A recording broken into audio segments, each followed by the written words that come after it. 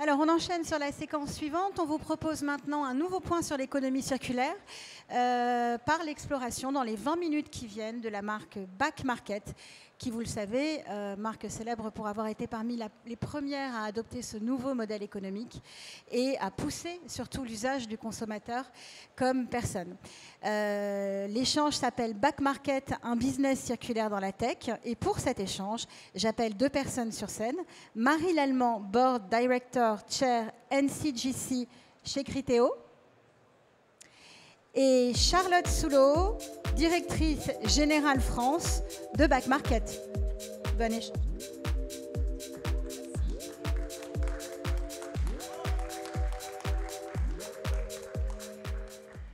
Bonjour à tous, bonjour Charlotte.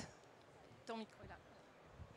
Charlotte, donc, tu es directrice générale de Back Market France et en fait tu as forgé ton expérience au sein de grands groupes comme le groupe Carrefour, où tu as développé cette expertise unique combinant la compréhension de la grande distribution à grande échelle, le digital commerce et également tout ce qui est expérience client.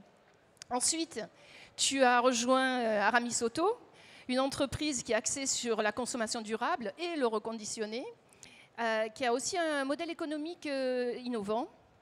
Et ton parcours, finalement, associe à la fois gestion opérationnelle et transformation digitale.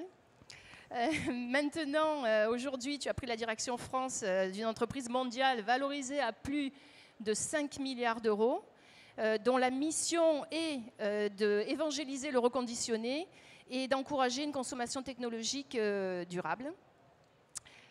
Merci d'être là avec nous. C'est vraiment une expérience très importante pour Tech4Retail de comprendre mieux Back Market et cette expérience qui est développée. Alors, Back Market, finalement, a inventé l'économie circulaire avant l'heure. Mais on sait que les entreprises qui se lancent sur ce sujet ont parfois du mal à trouver la valeur dans le modèle. Est-ce que tu peux nous expliquer ce modèle et ce qu'est Back Market au sein de ce modèle? Avec plaisir. Bonjour Marie et merci pour l'invitation. Bonjour à tous, je suis très heureuse d'être là aujourd'hui avec vous. J'ai assisté à des super conférences ici, j'ai retrouvé plein d'anciens collègues de la famille Carrefour, ça fait vachement plaisir, donc vraiment contente d'être là. Alors Back Market, c'est quoi? C'est une entreprise française qui s'est imposée en 10 ans comme le leader européen du marché des produits électroniques reconditionnés. Donc c'est un modèle de marketplace circulaire où on peut acheter et revendre ces produits-là. Donc on a un large choix de produits électroniques reconditionnés. Donc c'est quoi? C'est des smartphones, des tablettes, des laptops, de l'audio, du gaming, des robots de cuisine même. C'est des appareils qui ont eu une première, une seconde, une troisième vie. Ils ont été réparés et remis à neuf par des reconditionneurs, ce qui permet à nos clients de les acheter à un prix beaucoup plus accessible, tout en protégeant les ressources de la planète. Et pour illustrer ce combat, je vais faire participer la salle, si vous le voulez bien. Alors, je vais vous poser une première question, vous allez lever la main.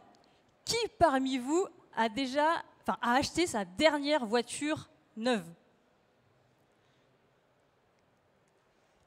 Il n'y a pas beaucoup de mains, hein. On est sur un petit 4-5% maximum. OK. Je vais vous poser une deuxième question. Qui parmi vous a acheté son dernier smartphone neuf? Oh là là là là là. Bah, j'ai du boulot, hein. Et voilà. Donc là, on est plutôt sur un 90%, l'extrême inverse en fait. Donc voilà, c'est ça notre boulot chez Back Market. C'est de faire en sorte que dans 10 ans, quand je vous reposerai la question, vous trouviez ça complètement absurde d'acheter un téléphone neuf.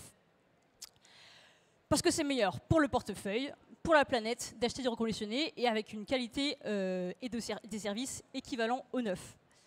Donc à 10 ans, le mot reconditionné n'existait pas dans le dictionnaire. Et en 10 ans, on peut dire qu'on a réussi à réinventer, démocratiser un peu plus ce nouveau mode de consommation qui est plus durable. Ça se vérifie d'ailleurs dans les chiffres. Aujourd'hui, Back Market, c'est 15 millions de clients uniques.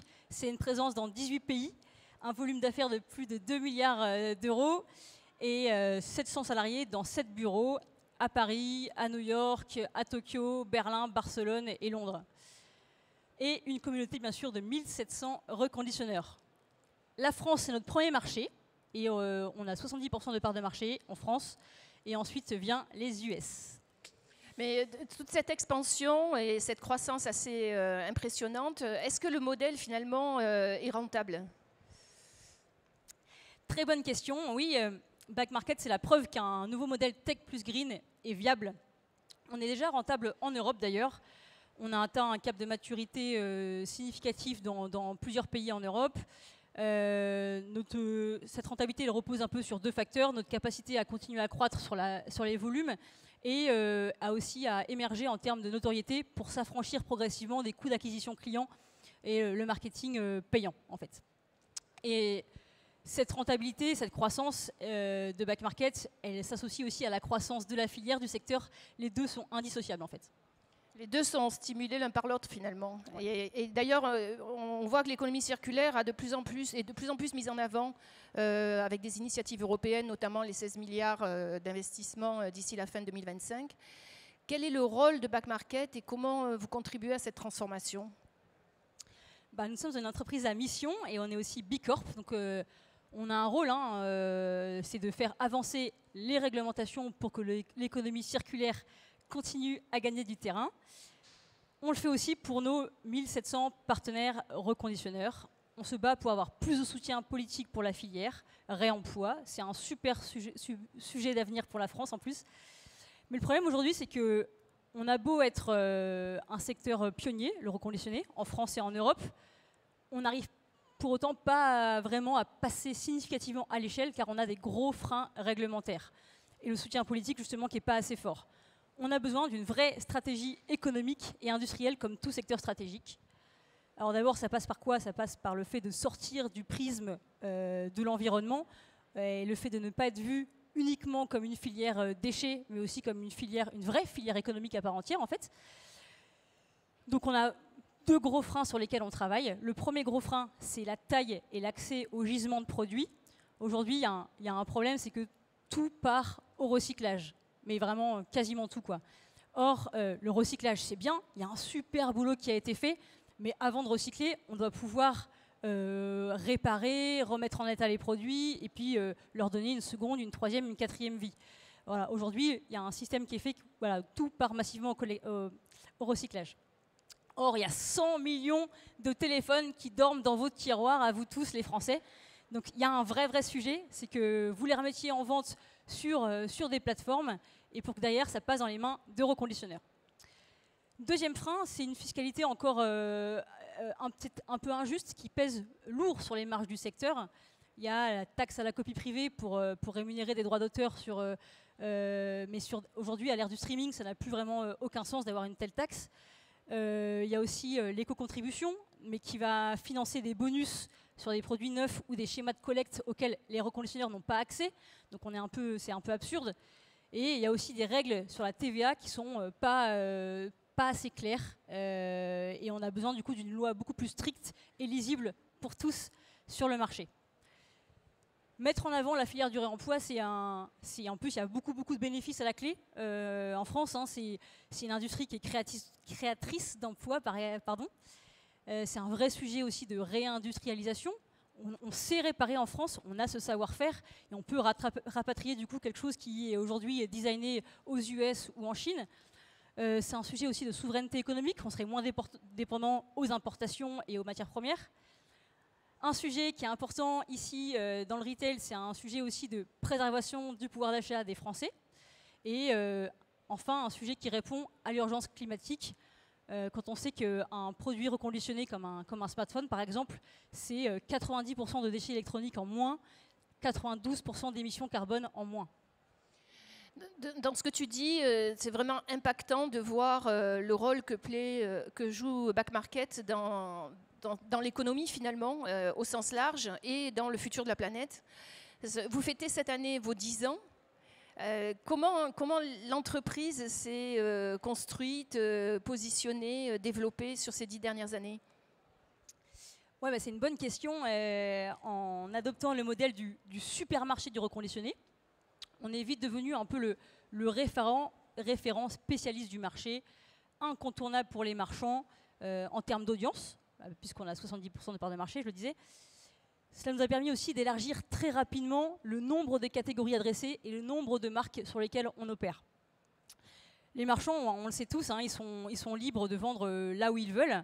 Nous, notre boulot, c'est qu'ils nous préfèrent. Alors pour ça, pour la valeur qu'on leur apporte. Donc via un accès à de nombreux marchés à l'international, c'est un premier levier. On leur offre aussi beaucoup de services via des SaaS pour piloter leur business. On a un lab d'expertise et de formation aux nouvelles pratiques du reconditionnement toujours plus poussées, hein, parce que dès qu'il y a un nouveau modèle qui sort sur le marché, comme l'iPhone 16 qui vient de sortir, là on est tous en train d'apprendre à bien le réparer. Et aussi, on valorise leurs produits en termes de qualité, et ça c'est extrêmement important pour les reconditionneurs. En fait, la marketplace de Back Market, elle fonctionne sur un modèle un petit peu atypique de la buy box, qui permet une saine compétition. En fait, pour un modèle donné, imaginons que vous cherchiez un iPhone 13 par exemple. Vous n'aurez pas, comme sur beaucoup de sites, une liste d'iPhone 13 qui va sortir sur 2, 3, 4, 5 pages produits. Non, chez Back Market, vous aurez une seule offre qui va sortir, une seule offre qui va être basée sur un algorithme IA, qui est la meilleure combinaison à un instant T de la meilleure qualité et du meilleur prix proposé par un marchand. Et dès que vous allez commencer à jouer un peu avec les paramètres sur le site pour customiser un peu l'iPhone 13 parfait que vous souhaitez acheter, imaginons que vous customisiez la couleur, la capacité, le grade, ou encore le fait de prendre une nouvelle batterie ou non, à chaque fois, vous allez modifier ça, c'est un nouveau marchand qui va accéder à la buy box. Donc pour créer le réflexe chez le consommateur, on l'a vu, il y a un énorme sujet de qualité qui est prédominant chez nous. Mais il y a aussi, ça passe aussi par une proposition de service équivalente au neuf. On propose donc de l'assurance, du remplacement de téléphone express, de l'accès à une nouvelle batterie, la reprise des anciens devices, un SAV qui est internalisé chez Back Market, des facilités de paiement, etc. Donc toute la panoplie qu'on peut retrouver dans le neuf. Tout le développement de la confiance consommateur. Voilà, tout à fait. Ouais. Un lien particulier. Et enfin, pour émerger dans le paysage et créer un peu cette catégorie qui n'existait pas il y a 10 ans, Back Market s'est positionné tout de suite comme une vraie marque avec un positionnement un peu particulier pour rendre le reconditionné sexy, mainstream. Comme la raison d'être de Back Market, c'est d'être une alternative aux géants du neuf qui sont plutôt froids, du côté des machines, de la performance. Back Market, c'est un peu le contre-pied, quoi. Il se positionne du côté des humains, on est très proche, on fait des blagues, des références culturelles qui plaisent beaucoup aux gens. Et je ne sais pas si vous avez vu notre dernière campagne d'affichage dans les grandes villes en France, Flambant Vieux, qui mettait en avant plein d'anciens modèles de devices. Voilà, on a une deuxième version qui arrive très très bientôt, là, dans le métro, partout dans Paris, dans les grandes villes, avec plein d'idées de cadeaux de Noël et des punchlines qui vont vous faire bien sourire, je pense. Ça va nous égayer, on attend ça avec impatience. Mais comme tu le dis, le développement a été quand même extraordinaire, le positionnement est trouvé. Qu'est-ce qui reste? Quels sont les futurs leviers de croissance finalement pour Back Market? Avant de parler de futurs leviers de croissance, peut-être qu'est-ce qui a permis aussi cette croissance? On a pu faire plusieurs très belles levées de fonds, 900 millions d'euros en cumulé depuis le départ. On a nos 3 actionnaires principaux, Aglaé du groupe Arnaud, Euraseo, Daphne, qui nous ont fait confiance depuis le début et qui sont toujours là aujourd'hui, hyper actifs dans l'entreprise. A suivi aussi le fonds d'investissement de l'américain Al Gore, Generation Investments aux États-Unis. Et ça nous aide aussi beaucoup dans la conquête des US. Et si on parle plutôt des enjeux à venir... C'est quand même très impressionnant de voir que les investisseurs d'origine sont toujours ceux qui vous accompagnent. Ça prouve la confiance qu'ils ont eux-mêmes dans le futur de Back Market après 10 ans d'existence. Oui, tout à fait. Confiance dans le modèle futur et qui repose sur des axes stratégie importants. Donc, la priorité, c'est la satisfaction client. Ça va le rester. C'est la clé de notre modèle de développement. On va continuer à investir massivement dans nos efforts sur le sujet. Ensuite, on souhaite accélérer très fortement sur la diversification de l'offre. On est encore très très axé dans nos ventes sur le smartphone et sur la marque Apple. Donc on a la volonté de devenir un réflexe pour tous vos équipements du quotidien. Donc ça passera par beaucoup plus de catégories de produits et de marques qu'on vend déjà sur le site d'ailleurs, et pour lesquels on est parfois moins connu. Ça passera aussi par le fait de nouer des partenariats de plus en plus engageants. On en a noué récemment avec des marques comme Dyson ou PlayStation. Et on a aussi des nouveaux partenaires télécoms depuis peu. On est avec Verizon aux États-Unis et maintenant avec Bouygues Télécom en France. Donc très concrètement, en France, là, depuis cet été, on propose sur notre site des forfaits de téléphone avec des remises imbattables sur les téléphones. Pour un forfait, par exemple, à 19,9 €, vous allez avoir là en ce moment, c'est le Black Friday, 150 € de subvention sur votre téléphone, donc à ne pas manquer. Et puis là, depuis très, très peu de temps, on teste un nouveau modèle pour nous aussi. On est dans 15 boutiques Bouygues Télécom en partenariat pour toucher encore là un nouveau type de consommation via un nouveau canal de distribution. En revanche, là, dans l'avenir, on n'a pas prévu d'ouvrir de nouveaux pays. On va se concentrer sur nos 18 marchés qui nous occupent déjà pas mal. On va se développer là-bas. Et d'ailleurs, on vient d'arriver en Australie. Une belle extension. Et justement, sur ces 18 marchés, quel est le retour d'expérience, à la fois en termes de capacité à maintenir le niveau de qualité du reconditionné, et puis également peut-être l'acceptation, la différence d'acceptation de ce marché-là ou de ce segment-là par les consommateurs? Ouais, bah c'est sûr qu'aux US ou au Japon, les gens sont beaucoup plus addicts au neuf qu'en Europe, où on observe déjà un vrai changement de mentalité. Donc la clé, c'est d'avoir un bureau sur place avec des locaux qui connaissent parfaitement le marché, la culture et qui vont nous ouvrir les portes. C'est aussi de nouer des partenariats avec des acteurs référents. Là, on l'a vu avec Verizon aux États-Unis, c'est complètement clé là, pour booster la notoriété et donc émerger dans ce marché. Charlotte, peut-être pour finir, une question un peu plus personnelle. On l'a dit, tu viens de grands groupes internationaux. C'est quoi la différence de travailler pour Back Market, et peut-être aussi qu'est-ce qui t'a motivé toi à ce moment-là de ta carrière de passer sur cette entreprise? Oui, Back Market, ça a été un énorme coup de cœur en fait, un coup de cœur pour la mission, l'ambition, l'équipe. Déjà, on a la chance de travailler aux côtés du fondateur et CEO, Thibaut Hugues Delarose, qui est ultra présent dans l'entreprise, hyper accessible. En plus, nous, on est de la même génération, on se comprend bien. Il a su, je trouve, renouveler l'équipe dirigeante avec un mix d'historique et de nouveaux arrivants extérieurs qui apportent aussi plein de positifs au collectif et au modèle. Ensuite, je dirais que c'est une entreprise qui a un vrai combat, celui de rendre absurde la consommation de produits neufs. Et cela se ressent dans toutes les actions et les discussions dans l'entreprise. Il y a une âme d'activiste, il y a un ADN, et c'est vrai que le fait de ne jamais se poser la question du sens quand on se lève le matin, moi, ça me rend plus heureuse au boulot. Et voilà. Et enfin, pour être honnête, je dirais aussi que ça a été un énorme changement pour moi par rapport à toutes ces années dans le retail physique, chez Decathlon, chez Carrefour, où la dimension terrain était prédominante dans le quotidien. Et en plus, moi, j'adore ça, les magasins, etc.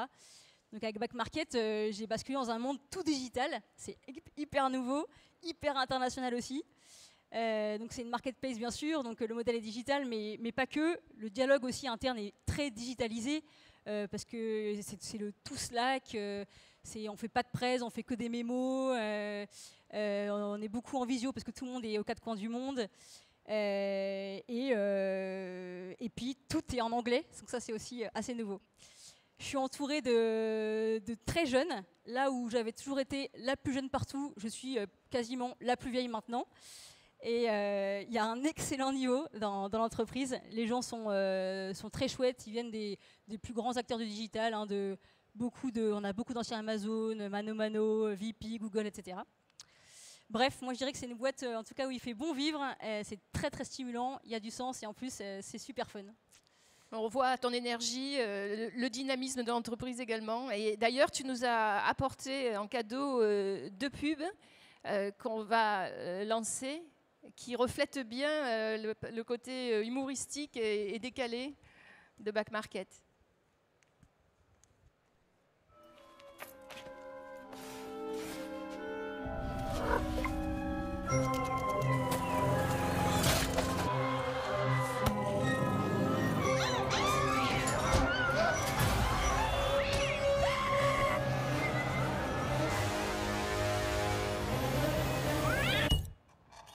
Désolé les chats, vous n'êtes plus les seuls. La tech aussi peut avoir plusieurs vies. Passez au reconditionné. Sur Back Market.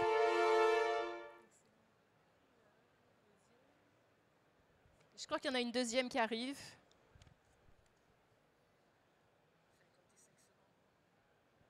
Vous verrez, la deuxième, c'est un tout autre style.